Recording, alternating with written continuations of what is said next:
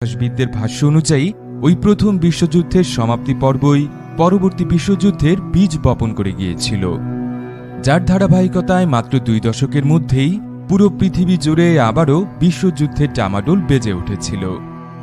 সঙ্গত কারণেই এই যুদ্ধটি দ্বিতীয় বিশ্বযুদ্ধ নামে পরিচিত। এই দ্বিতীয় বিশ্বযুদ্ধটি ছিল মানব ইতিহাসে এখন পর্যন্ত সবচেয়ে রক্তক্ষয়ী যুদ্ধ।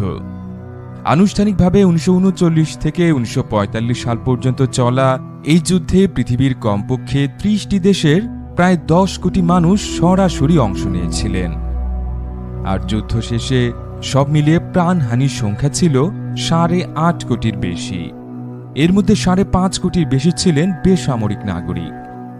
আর এই দ্বিতীয় বিশ্বযুদ্ধের সময় নাৎসিদের দ্বারা নির্বিচারে ইহুদি নিধনের কার্যক্রমটি মানব ইতিহাসের অন্যতম বিষাদপূর্ণ অধ্যায় হিসেবে বিবেচিত হয়।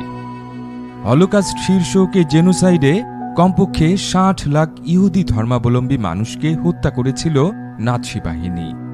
আজ আপনাদের এই দ্বিতীয় বিশ্বযুদ্ধ সম্পর্কে বিস্তারিত জানাবো।